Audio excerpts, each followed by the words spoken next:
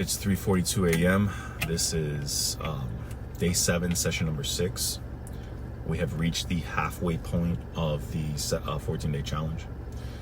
And so in terms of the progress we made, I'm very happy about it. I like where my body's at physically. I have better energy levels as well. I feel better in a wardrobe. I have less jiggle to my body, which I'm really happy about. And we're just at the halfway mark. So, you know, these things come in steps, and I can show you just in 7 days that I feel good. I feel better. You know, it's overall general feeling that your body's going to go through. In terms of what we've been doing, so we're going to fine tune some things a little better. Our cardio activity is going to lessen, just because I understand what, you know, the stress that I'm putting on my body, and doing these repeated sessions of 3.6 miles, you know, 3.6 miles. So far, we've done 10 miles in 4 days. So we have to realize that we need to dial some things back in terms of the cardio, just because, you know, you want to avoid tendon issues or some tendinopathy or, you know, any sort of strain on the body. So make sure that you're doing some active stretching after your workout, and make sure that you're warming up correctly, and make sure that you're not doing too much, because if you start risking, you know, injury, you can end this 14-day challenge pretty quickly. So let's be smart about that. So with that, because we're going to go from 3 miles to 2 miles, we're also going to, you know, change our diet and fine tune that a little bit. Changing the ratios of the carbs even more aggressively is fine, because our body's now getting accustomed to these periods of starvation, quote unquote. It's not really starvation, but you're just eating less. So it's perceived starvation, that your body's like, where's the usual intake that we have? Now we're going to get more efficient because of the intake that you have currently. So always fine tune your diet. I don't like doing cheat meals. I think that's bullshit. You can just change some things, like in terms of what times you're eating. You know, eat less at this period of time, change the ratios here, and then change the ratios back. You know, always be messing with that. So we're going to do that. So 2 things we're going to change moving forward, and see how that goes for us. And for today, we're going to be doing some resistance training like we've been doing, and also some cardiac activity towards the end of the workout. For the resistance, I like doing, for today at least, the pec flies, the free weight pec flies, some bench press, some push-ups and pull-ups, and finish that with around 2.4 to 2.5 miles for the cardio activity. And yeah, today's going to be a good day. I feel good about it. And then follow with a body log for today, just to see where we're at. Awesome, guys. Let's run it. So here we got old boy now. Gonna get ready for the pull-ups. He's got a pose. This girl's looking like she wants the cabbage.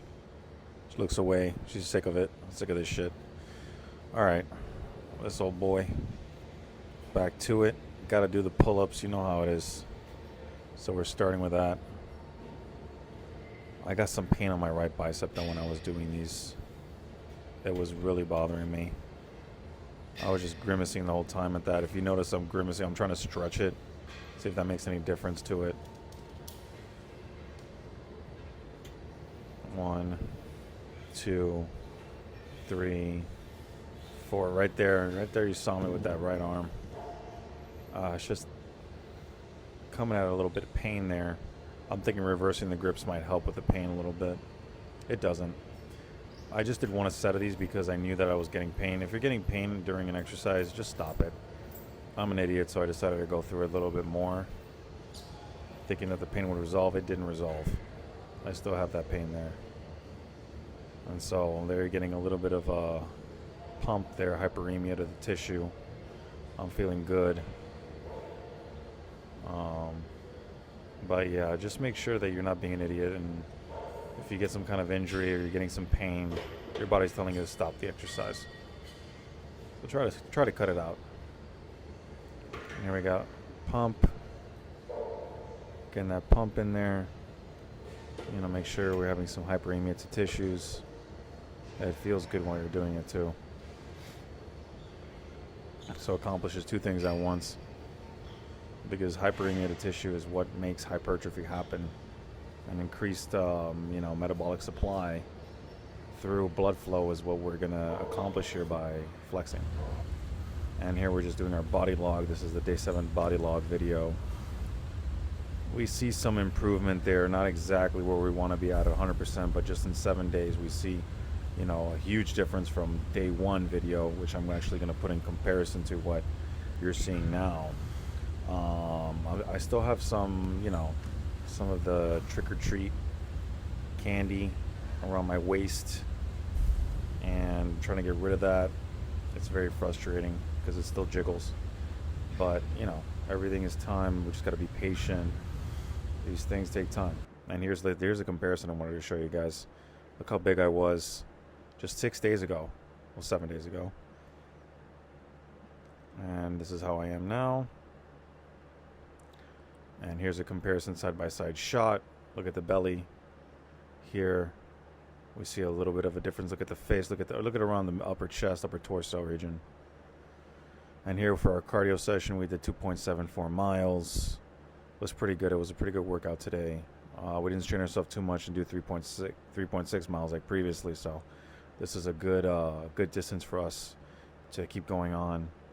And this is the time that we did it in, 37 minutes. About a 4.3 pace. Not too bad.